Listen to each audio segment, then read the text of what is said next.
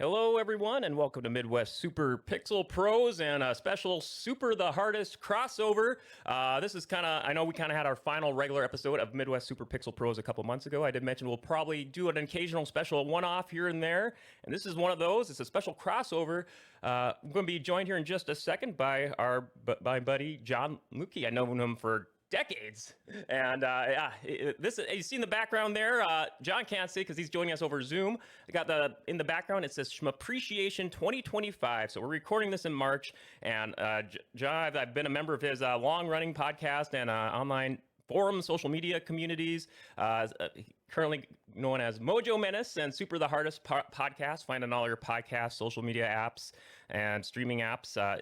They always do a thing in March every year for close to 20 years called Shmuppreciation, where they pretty much play shmups for a month, and we'll kind of mix in little scoring challenges and just talk all things shmups. And coincidentally, there seems to be a lot of shmups that maybe just released that year too. But with that said, I'm going to give him the big drum roll intro. Please welcome Mr. John Lutke. Welcome. Hey, how you doing? Doing good. Thanks for having me, Dale. You give me way too much credit because we just kind of host Shmuppreciation, and like you said, we've been doing it for a long time, like almost 20 years. But over the past few years, you've been kind of leading the charge on it and running it and hosting it and setting up all the activities and stuff. So thank you for keeping the fire alive, the shmup fire alive. Yes, you're welcome. It's it seemed like for a couple of years, I think I think it was things were it was a long running tradition there, and then I think for like a year or two, it was seeming like it was maybe on the back burner a little bit. And I think 1 month or 1 year, like maybe 5-6 years ago or so, I was just like, I'm just gonna post a challenge. Screw it, let's go for it. And these last several years, it's been a little bit rejuvenated again. So it has. Always glad to spread the shmup love. John, this has been so cool, just talking shmups with you in the past and as part of your community. But 2025, holy moly, John! Yeah, your podcast has been around in several incarnations over the years. Why don't you, for people that aren't aware, why don't you talk a bit about your podcast? I believe we're both doing through various incarnations about 20 years of podcasting now. Yeah, the years fly by, man. We started 20 years ago. 2005, and we had a podcast and it called Team Fremont Live, which we did for a number of years. And we're the kind of people, Mo Hilden and I, who just can't sit still and you leave well enough alone, So eventually we changed our name to Drunken Gamers Radio, because that's kind of how people started to know us. So we're like, all right, they call us Drunken Gamers, so let's just change it to that. It's a little snappier than Team Fremont Live anyway. We were the only three who even knew what that meant. So branding and all. So we switched it to Drunken Gamers Radio, and then as we kind of wanted to include other topics other than gaming, we just changed it to DG Radio, which not the greatest name, but again, we're not great at branding. And then a bunch of circumstances happened, and we were like, okay, we're going to change the podcast name yet one more time. And we've been going by Super the Hardest, based on a long-running podcast, Inside Joke. We called it Super the Hardest. And it is shmup related, because one of our hosts on the show was bragging about how he 1CC'd, which means a 1 credit clear. He 1CC'd a shmup, and we knew he was giving us crap. We knew he was lying. So we were like, what'd you do it on monkey mode?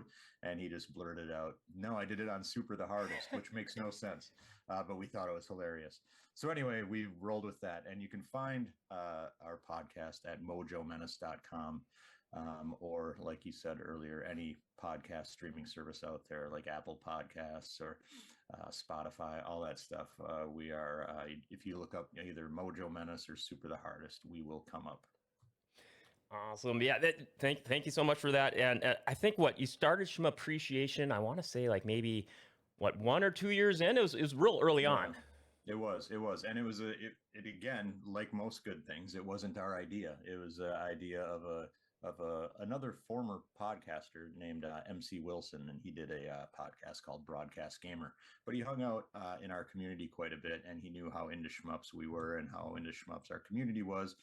So he was like, "Hey, you guys should do pick a month and do Intergalactic Shmuppreciation Month." And we thought that was a hilarious idea and a great idea, so we did it. And to celebrate that every year, we did all sorts of things. We had competitions, score chases, things like that, but also things where people contributed, their shmup tributes, where they would write a story about a shmup or produce a song about a shmup. And then that eventually led into us producing an entire 3-act shmup themed rock opera that started out as a joke and got more and more and more elaborate as we went. It started out just us plunking away on keyboards, making very basic, silly songs into like full band orchestration, like all that stuff. And it got a little out of hand, but it was super fun. And you can also find the Shmopera is what we called it.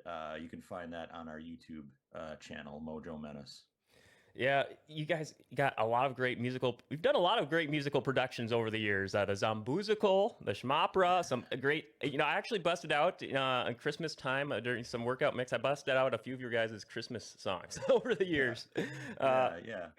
Gosh, yeah. So, I've always found it interesting in the last several years. There's been this little reverse backlash over the term shmup. Yeah. I don't get it. I don't. Almost since the beginning of Shmuppreciation, we've always used it as a term of endearment. Shmup short for shoot 'em up, and shoot 'em up the genre, or before I guess first-person shooters became into prevalence. They were the shooters before shooters. Now people recognize first-person shooters as, but now later they just call them shoot 'em ups, or we like to abbreviate it as shmups. Or in Japan, I know they're more affably referred to as STG, shooting games. Yeah. John, what do you think about this crazy, more recent years? I see other just kind of YouTube content creators just growl and grimace over the term shmup. I don't get it. I don't get it either, Dale. I'm an old man.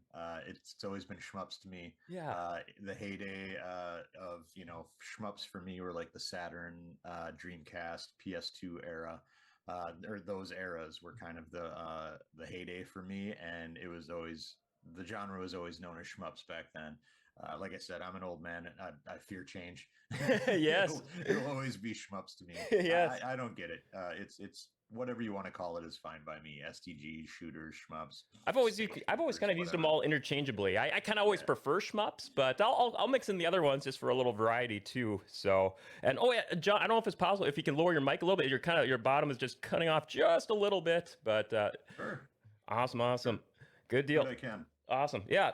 But no, so we're going to focus on like kind of I guess one big game kind of that just kind of hit re-released just a couple weeks ago or in January called Under Defeat. Originally came out in Japanese arcades and was ported to the Dreamcast in 2006. And yeah, then it got a remaster on PS3, I believe 360. I want to say what 2010, 2012, right around there. And now it's getting again like kind of like the definitive cut treatment here on current platforms, PS5 and Switch, and I believe Steam on PC as well. Yep. It's on Xbox as well. Yeah. It's on all those. It's pretty much available everywhere now. Mhm. So if you've got a modern platform, you can play it. If you've got a PC, you can play it.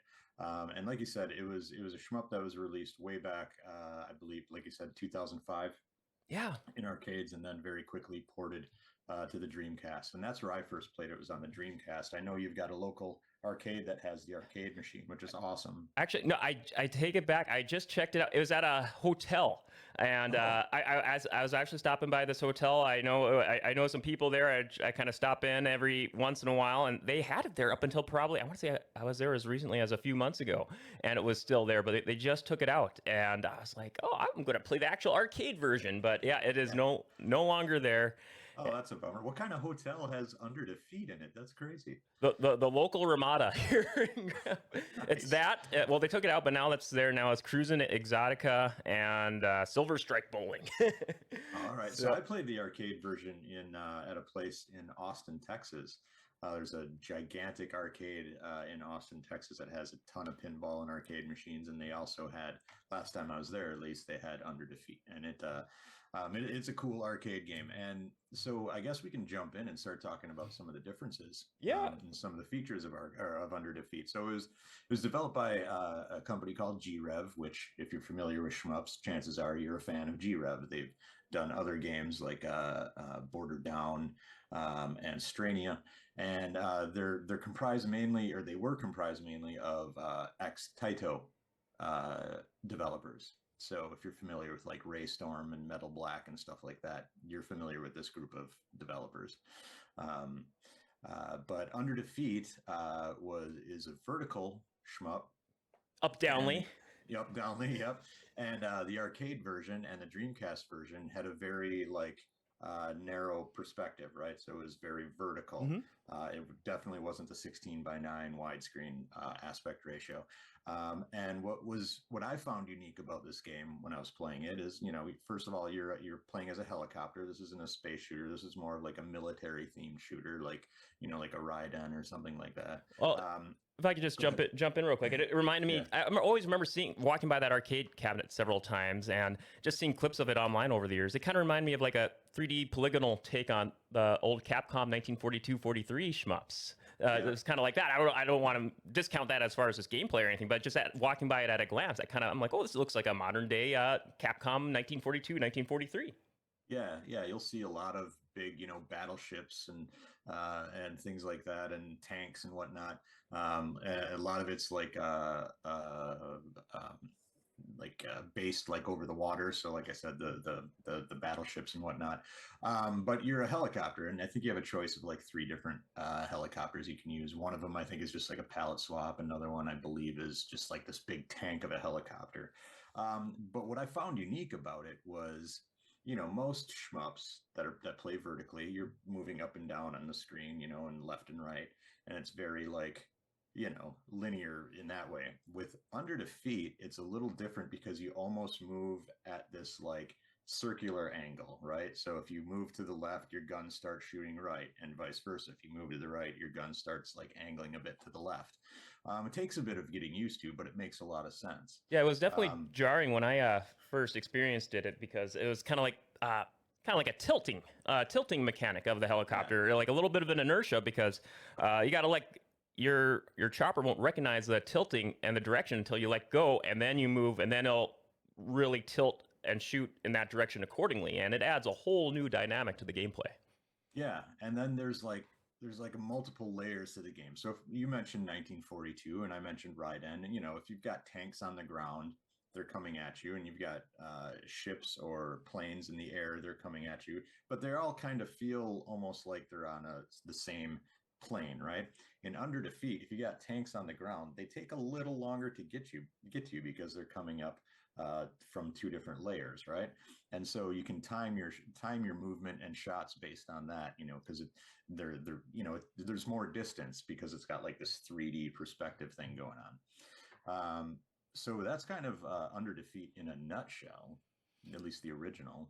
Yeah, and it came out on the Dreamcast and in the arcades, and it's using that great Dreamcast arcade architecture, the Naomi, and just kind of playing this for the first time. I must have put in 2 hours into it over the last couple of days, and I made sure to play arcade mode on there first. It's like I believe it's almost as close to an authentic one-to-one port of it as possible, just to get a feel for the original arcade version before jumping into the new order mode, which because I put a few clips on while you were talking, John. It showed the lovingly referred to as tate mode, kind of, the vertical up downly traditional perspective, the limited play field, and then with that Naomi board, I all of a sudden had flashbacks to that Dreamcast era quality of textures and polygonal graphics. I'm like, oh yeah, this Yeah. is a Dreamcast quality era. Yeah, I mean that in the most endearing way possible. Just quality visuals, aesthetics. I was just brought back to many, many years. I always thought it was fascinating too.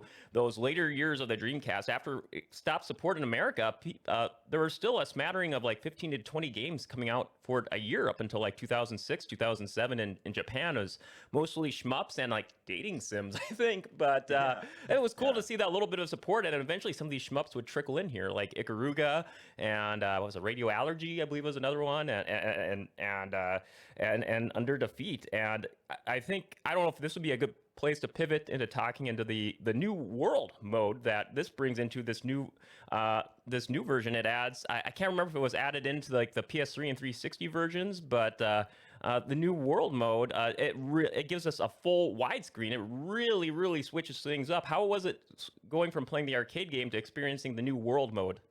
Yeah, it's is it New World or New Order? I Oh, I'm forget. sorry, New Order. New Order. Yeah. I'm getting mixed up with my wrestling terms. I'm thinking New World Order. There you go. Yeah. So I'm quickly going to just address one thing that you mentioned, Mhm. is that this came out on the Dreamcast 5 years after the Dreamcast died. Yeah. And that's amazing, right? That they were still releasing these quality arcade ports on it. And these weren't like independent homebrew releases, actually like Sega licensed approved releases in Japan. Yeah, exactly. So that's awesome. Now, I'm not familiar really with the PS3 and Xbox 360 versions. I'd never played those. I had the Dreamcast version, so I was like, I don't need it. I'm good. I got the Dreamcast version.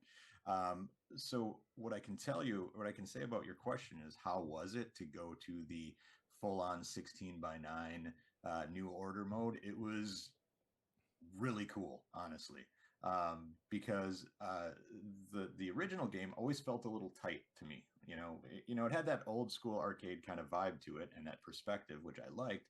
But because of that kind of circular sweeping motion, it felt the play field felt a little tight to me. Now it's wide open, and it just feels loose, a little more free.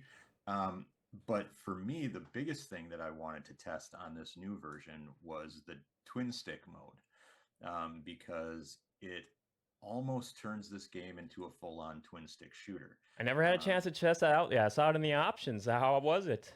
It's really good, and they did not break it. I was afraid that this was going to be like a multi-directional twin stick shooter that would break the game, but they kept the limitations there, where your helicopter is always still facing the same general direction. It's facing toward the top, so it's not like you can turn it around and go all over the screen, like a game like I don't know, Geometry Wars or something, right? You can't go all over the screen and have full control of movement and shooting.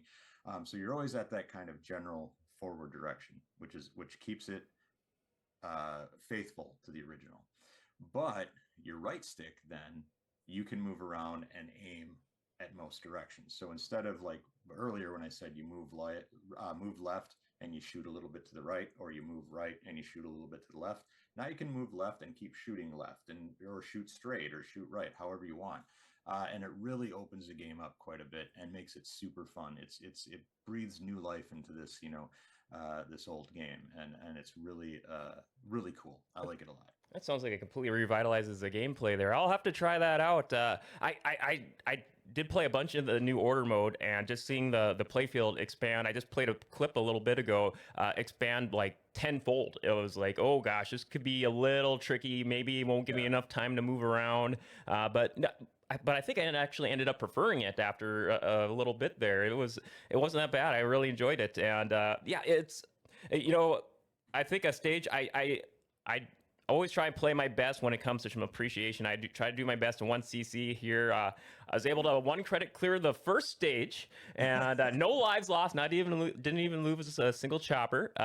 And then eventually, after playing for a couple hours, I got the furthest in the New Order mode. I got into about, on 1 credit, I got to like about a third of the way into the third stage, and then eventually I ran out, and yeah, it was. I really love that second stage, though, the battleship stage, where you're in the sea. It brought back so many good memories of 1942 and 43 and all the various battleships that it was just, oh man, it was, oh gosh, all the memories. It was just coming back, and then you get a little further on. So the difficulty, as far, you don't really get a chance to, this game won't let you really credit feed it. I think they only give you like 1 extra credit to use, and they only give you a max lives of, I believe, 5 lives. So I think eventually I want to say it was the third stage, after enough playing there, and then I'm like, okay, now let's see how far I can get, just to have fun and experience as much of the game as possible. I see there's 10 10 stages, if I counted right, looking at the achievement lists. And I think so. I think that's right. It's been a long time since I've seen those later stages, so I'm not exactly sure. Yeah, and I want to say I got to the 5th stage using that 1 extra credit they gave me and doing 5 extra ships. But I think the 5th stage was a cemetery stage, I want to say, and it kind of was all eerie, and they didn't play. It was just like creepy music for like the first like 30 seconds or a minute before they get into sound effects. So yeah, your thoughts on like the degree of challenge, or like, did you think they could be a little bit more lenient with the lives and all that, or allowing people to play? Because I don't think you can actually. Another thing here too is. I think you cannot earn extra lives like your other shmups. If you do hit so many big score milestones, you get an extra life in a lot of other shmups. But that's not the case here. This one really tests your skill. Yeah, so I should preface this by saying I am not like a shmup pro by any Oh means. yeah, same. I'm a dabbler and I'm an appreciator. Yeah, I have Shmuppreciation. yeah, I love the games. I love dabbling in all sorts of shmups. I've got a huge collection of shmups or shooters or whatever, but I've never been one of those guys who's at the top of the leaderboard. So as far as challenge for me, yeah, it's a pretty challenging game, right? It's got a good challenge. It doesn't feel unfair though, and like I said, yeah. it's a matter of coming to terms with the different perspectives that the bullets are coming from, so you can time your movements and time your shots and whatnot. Make sure you're taking care of those tanks before they get to you. You know, Dale. I don't know about you, but tanks to me and shmups are always the ones that get me. If Yeah. I'm playing Raiden or something like that, it's always the tank that gets me. You Yeah. know? No, yeah, that's a good thing to bring up too, because there is you kind of got your enemies on the same level of playing field in the air with you, and then on the ground you got to deal with these either like air defense systems, these air defense was it Yeah. oh gosh, I'm blank, SAM missiles, that's what I'm thinking of, and then tanks blasting up at you too, and the game kind of recognizes that, where it accordingly, you kind of have to aim, I don't know if the right term is aim down, but kind of focus on that direction, or sometimes, if there's other buildings obscuring those land-based units, they'll get in the way, and they'll really get into the whole skill-based mechanics of the gameplay. And as they say, practice makes perfect. But in a good way. This did not feel cheap at all. This is it rewards the practice and the hours you get in. And the thing I love about Shmuppreciation when we do these weekly challenges is that I'm like, all right, I could get a little bit farther. I could get a little bit farther. Okay, now I'm on to the second stage on 1 credit, and a little bit farther, a little bit farther, and eventually I just need a mental break. Yeah, so Dale, you mentioned something about that I think is relevant to what we were talking about earlier with the perspective, and that's those tanks, those stinking tanks. They can hide behind buildings, and because of the 3D perspective, your shot will not hit them until you either get around that building or they maybe move around that building. So it's another unique aspect as to where, like, if you're playing Raiden or you're playing like 1942 or something like that, those buildings do not obscure the shots in those games because it's all on a flat 2D plane. So that's another cool strategy you have to think of. Okay, I've got this tank parked behind a building. I can't hit it from this angle. I literally have to sweep around the building and hit it, or just do my best to avoid it. So what I was saying about the tanks earlier, and they always get me, it reminds me of, like, if you're playing like Ninja Gaiden and there's the stinking bats or the birds. It's like these little enemies in these games always get me.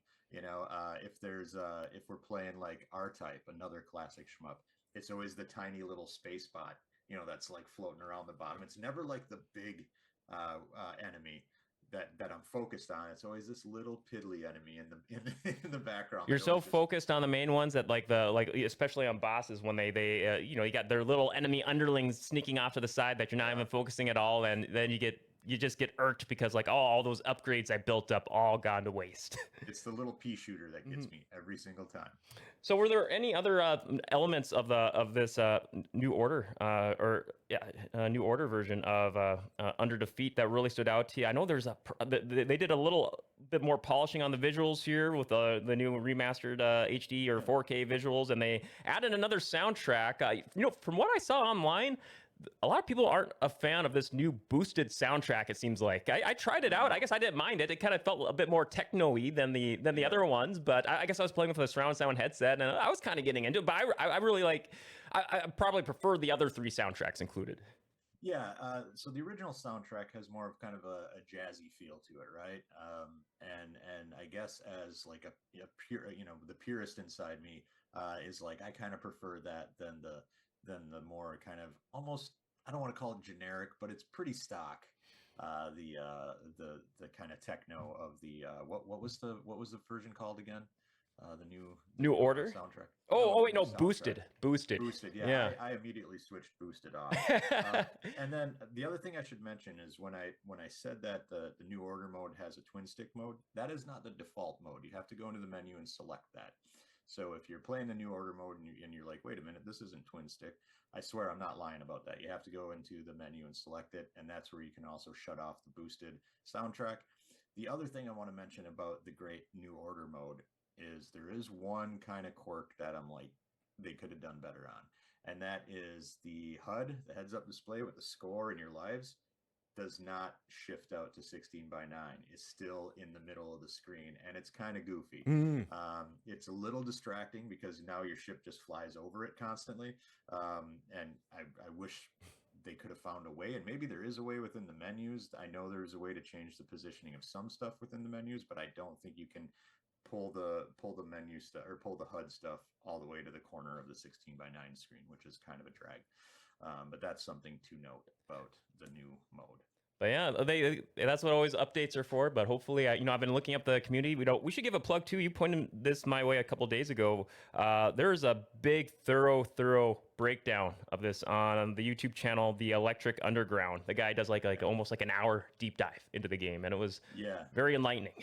Yeah, Mark from the Electric Underground does a great job of breaking down these really, I mean, people might call them hardcore games, right? He's really into action games. He's really into shmups, and he breaks it down in a way that like the average person can understand. And he tells you all these complex things that are going on in these games, in these shmups, in these action games, and he tells you this is why this is important. This is why the developer chose to do this, or this is why difficulty in games is important, because he repeats it all the time. He's like, difficulty is content. So anyway, I really recommend the Electric Underground if you are into shmups, if you're into action games. Yeah, he does great work. Now, I guess we're kind of down to like our last 6 or 7 minutes or so here. Final thoughts on this Under Defeat New Order edition here, or I think it's just Under Defeat HD is the official term, right? Yeah, Yeah. yeah. Which, like I said, you can get on any modern console and Steam. Um, I think it's great. It's $19, 19.99, so $20, I guess, which is a great price for everything you get. Tons of options in there, different modes. You can play the original arcade mode. You can play the new order mode as well. But Dale, I also wanted to just talk a little bit about G-Rev's other output. If Yeah. people are into Under Defeat and they like what they're seeing, they like this game. There's also a game called Border Down that they did just before. I remember hearing of it. I've never played it. Yeah, a couple years before Under Defeat came out, they did a side-scrolling shmup called Border Down. This came out in 2003 in both arcade and Dreamcast. Unfortunately, there is no modern way to play Border Down, so you're going to have to figure that out yourselves. How you're going to play it. I'm really hoping that Under Defeat is successful enough where maybe City Connection, because honestly, City Connection they're the guys who put this new version together. They did a great job with Under Defeat. And City Connection's history is a little spotty. They got off to a shaky start on their shmup ports, but this Under Defeat port is excellent. I'm hoping they go back and do Border Down. Another great game if you really like Under Defeat and you like this helicopter vibe, you like the perspective. It's not a G-Rev game. It's made by Psycho. It's called Zero Gunner 2. Zero Gunner Uh, 2. Zero Gunner 2, which is on Switch. It is on Windows and PS4 and Xbox One. I think there might even be an iOS and Android version of it. Zero Gunner 2, it's got the helicopter. It's got kind of the circular sweeping motion. Again, it's made by Psycho, which is a different developer than G-Rev, but it came out in 2001 on Dreamcast. And it's an excellent game. And then finally, Dale, if you are still into this game and you can't get enough shmups, There's a game called Strania. Strania. I've never heard Yeah, of that one. not a great name. Strania. And it is out on modern platforms. It is, I believe, a G-Rev game, and it's like an update to an old G-Rev game that came out back in 2011 on Xbox Live Arcade. And I do believe it is on Windows as well, but it definitely is on Switch. That's where I played it. It's called like Strania EX, Strania the Stella Machina EX. This is a $15 game on Switch and other platforms, which I also highly recommend. It's got that similar vibe to all these other games I've been talking about. Okay, so there's some good recommendations for you. Border Down, Zero Gunner 2 on Switch, and then Strania on all modern platforms. Yeah, Yeah, exactly. I played Under Defeat HD on the PS5. I used the surround sound headphones, and that was a tremendous way to play it. I enjoyed it. I want to go back to it to see how farther I could get it playing it legit. Hopefully, get further. Even if I don't feel like I'd be cheesing the game too much using just the extra credit and using 5 lives because it's not really that much extra you're using, but just to experience as much of the game as possible. But yeah, high recommendation. John, these last few minutes we have, I wonder if you want to touch on any other big shmups you played over this last year that stood out to you here.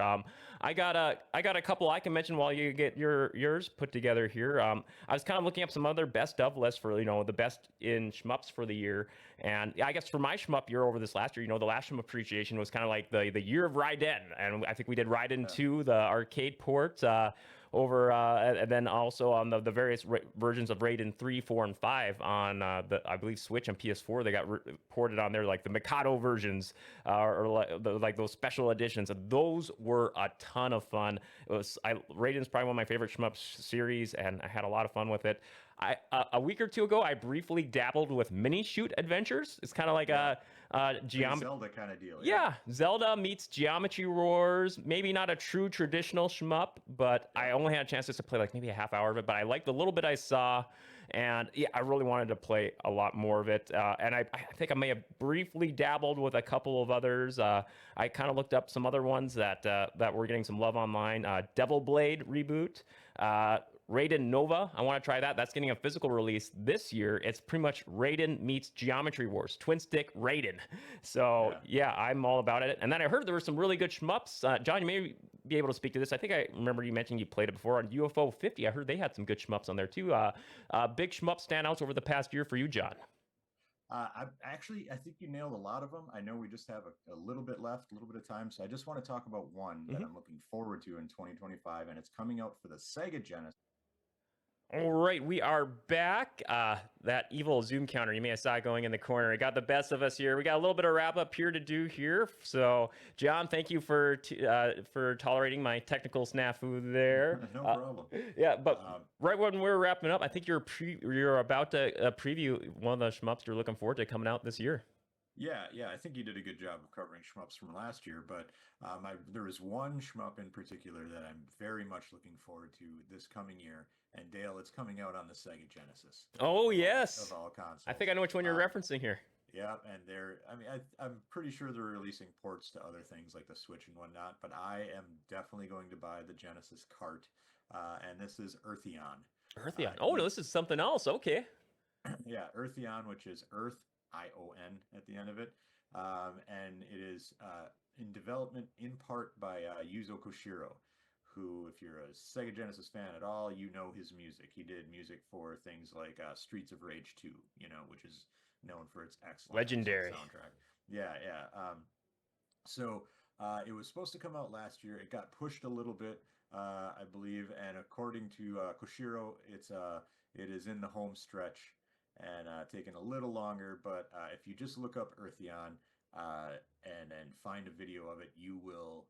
And you're a fan of the Genesis, or it's just 16-bit shmups in general, this is going to appeal to you.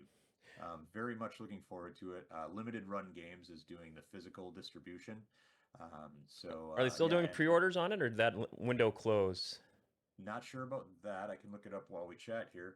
But it will also be on modern consoles. Digital modern consoles? Yeah. I'll look up Eartheon Yeah. here and see While what you it bring is. that up, I'll touch on there's actually another one that I think it's still available for pre-order on limited run games, like in a Genesis cartridge, coincidentally enough. But it's getting a Genesis cartridge reissue. I presume it'll probably be available digitally on modern consoles also. But this one really, and this is getting unvaulted. It's not like an official reissue. It was supposed to come out on Genesis in like 1991 or 92, but due to like personal political differences, it didn't. John, did you hear of this one? It's called P47-2MD, I guess, for Mega Drive. Yeah, And that rolls right off the tongue. That one. yeah, it's a horizontal World War II shmup, and I guess they had conflicts about this taking no control, going against going against you play the Allies going against the Axis, and that that kind of caused the game to get shelved. It was supposed to come out. The game was finished, but yeah, because of those internal politics, it didn't come out. And I looked up some trailers online. They kind of looks like, think horizontal version of 1942, 1943, going against battleships and all kinds of aerial Japanese military from back in the day. And it teases a big final boss clash with Yamato. I locked in my pre-order for this, and yeah, I'm stoked. That's one I'm looking forward to. Were you able to find out info on Eartheon? I was. So first of all, your P47-2MD, that is sold out on limited run games, so it's a good thing you got your pre-order in. It will ship, it looks like, in the month of June. And then Eartheon, I don't believe pre-orders have gone live yet. I think they're probably waiting for development to finish, and then the pre-orders will go live. And it's interesting. I've got a little bit of probably like 5 or 6 now Genesis reissues of shmups. Yeah. They've been, I think, strictly limited and retrobit and limited run games. They're all collaborating to put out. They did, I think, 2 collections of Toa Plan shmups. And I pre-ordered both collections because I'm a nut. I just want, I got the analog Genesis, or whatever it's called, analog MG or whatever. Oh yeah, yeah. So just to play it on that, Truxton, Hellfire, Fire Shark, and Zero Wing were in the first collection of Toa Plan shmups that got actual physical Genesis reissue. I have that, and currently in production, and I pre-ordered it, but they didn't ship it yet. It's still in production. The second volume, which will consist of Twin Cobra, Slap Fight, and Grindstormer. Awesome. You ever had a chance to dabble with any of those in the past? I have. I love Toa Plan stuff a lot. Like I play a bunch of their stuff. I've got a couple of their collections on the Evercade, which does, if you're not familiar with the Evercade, they've got a home console and a handheld version, and they put out cartridges that are basically collections of older games and some really obscure games. So I love the Toa Plan stuff. Another great one, Genesis cart that came out through limited run games. Well, a couple are Eliminate Down and Glay Lancer. Those are two classic. Oh yeah, Genesis shmups. Yeah. Gosh, yeah.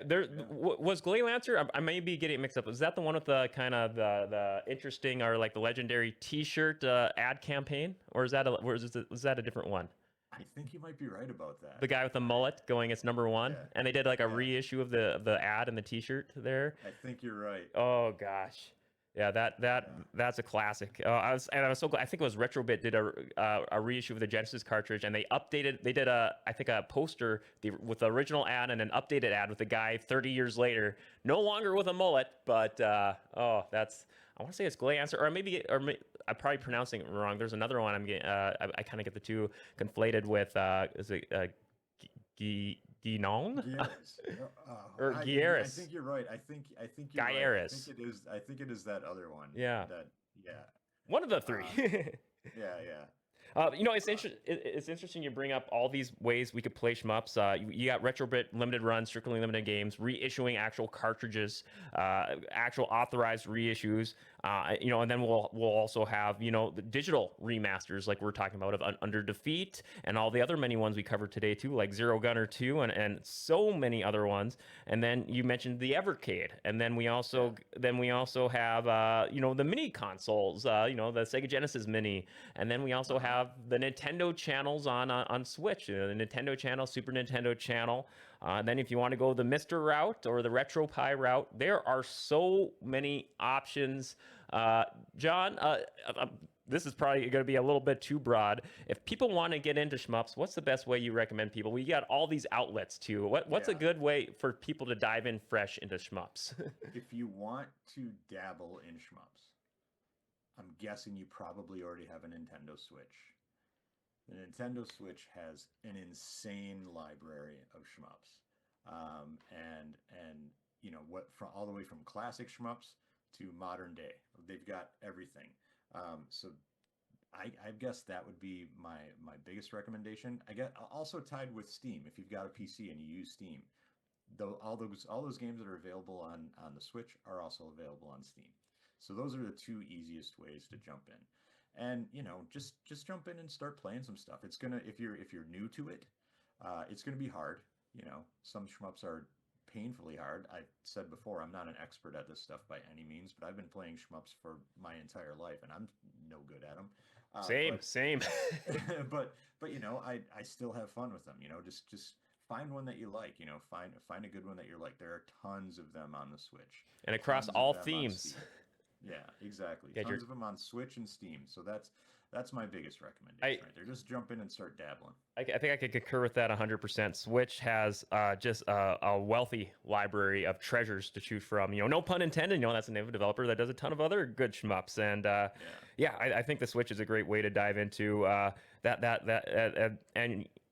I mean, it's not always 100%, but you imagine if they're getting reissued all these years later, there's got to be a quality, a bar of quality there, and the demand to bring back these classics from the past. Yeah. So, I know for this year for shmups, I'm looking forward to kind of busting a few out of my backlog here. I want to revisit. I'm going to hold it up for the camera. John, I don't know if you'll be able to see this. The Aleste collection on PS4 that I got with this dumb Game Gear, the Game Gear Micro. I think I remember I brought that to MGC a couple years ago. Yeah.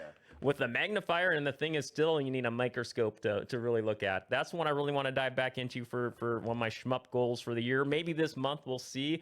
And I finally got this from Strictly Limited Games. I've been wanting to, it was like on pre, they took like, I think 2 years to put this out. I don't know if you can see it. I hold it up for this camera. Darius Burst Taito Sega pack for Chronicle Saviors Core, the Darius series, another legendary one. We actually got the super widescreen Darius Burst, I think it's called, the super wide cabinet at an arcade an hour south in Fargo here, and I played that, the surround sound and like rumble vibration feedback. It's awesome. Those are some of my shmup goals for this month, maybe this year. I guess to wrap it up with, you got any shmup month or goals here besides maybe the score challenges we'll be posting? Yeah, I'm just going to keep plugging away at Under Defeat because I love it so much. That's really my biggest goal this month, is just to keep try to get as far into Under Defeat as I can. Yeah, I think I want to keep plugging away Under Defeat. And I was going to mention this before we record. I think it's safe. I think we may if it's okay with you, have Under Defeat for people not familiar with Shmuppreciation. We always do like a score challenge a week, and in the Mojo Menace Discord. I think you can find that on mojomenace.com. I believe there's a link to it. There is a link on mojomenace.com to our Mojo Menace Discord. Yep, and then if you jump into the forums on the Discord, I'll post a weekly challenge. So, John, how would this sound? New order mode, highest score on 1 credit for Under Defeat HD. I love it. I love it. Awesome. Let's do it. I'll probably post that here probably by the end of this weekend here. Probably by the time people see this, I'll have the challenge posted on the Mojo Menace Discord. Again, go to mojomenace.com to find that. So gosh, John, this has been so much fun talking shmups with you this here. I was glad we are able to do this special one-off podcast to give a little extra for Shmuppreciation love this year. Any final plugs, any final ways to where to just find the podcast and all that here to wrap up with? Yeah, sure. I mentioned it earlier, but if you search for either Mojo Menace or Super the Hardest on Apple Podcasts or Spotify or wherever you get your podcasts, you will find it.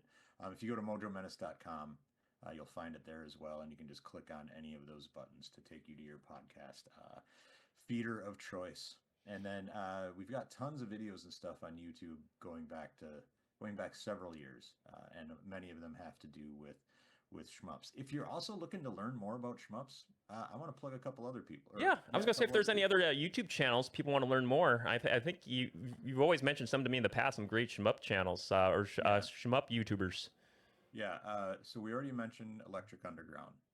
Like I said, Mark does a great job, and he's consistent. He's putting out multiple videos per week, and it does a great job. And again, they're all in depth, really high quality stuff. And it's not just shmups; it's a lot of action games. Sometimes it's video essays where he kind of goes off on tangents about certain things. But there is one that I think is invaluable to anybody looking to get into shmups, and that is a guy called Shmup Junkie. You've clued me into him before. I've watched several of his videos. He does extremely very thorough, very big deep dives, and Yeah, entertaining as heck too. That guy's a riot. yeah, he is. I think he's taking a little time off of his YouTube stuff for now, but he's got a back catalog of just dozens and dozens and dozens of videos. And he even has a video called something to the effect of how to get into shmups, like for beginners. Like here are things you need to learn about. If you're looking to get into shmups, watch that video. And then he does complete rankings of every Genesis shmup, every TurboGrafx, every Super Nintendo, all that stuff. He does complete retrospectives on things like Toaplan and Treasure and other legendary shmup developers. So definitely check out Shmup Junkie and subscribe to him. Awesome. There you go, John. This has been awesome. Thank you again for joining me. Yeah. This is yeah. The time flew by too fast. Yeah. So there you go.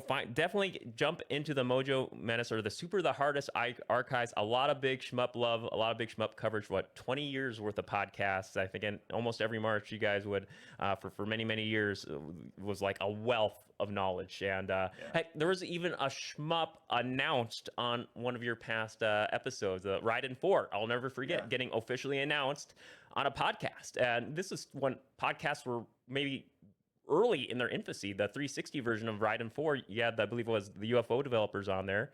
And UFO, they're still kicking. I think it seems like all they put out is just riding games, like one every 3 years, but I'm all for it. Yeah, yeah. Yep. So that was exciting. Good stuff. I like that stuff. All right. Well, we will wrap it up with that. Thank you, everyone, for tuning in. Again, search up Mojo Menace or Super the Hardest on all your go-to podcast, social media apps, mojomenace.com, and Midwest Super Pixel Pros special one-off collaboration here with Super the Hardest. Again, we're just kind of on for Midwest Super Pixel Pros. Just search Midwest Super Pixel Pros on your podcast streaming apps. So you can find all our past episodes there. And thank you, everyone, for tuning in. Have a very good Shmuppreciation Month, and we will see you all next time. John, hang on the line here. I'm just going to have our exit tunes play, and we will see. Thank you, everyone, for joining us for this Shmuppreciation Month.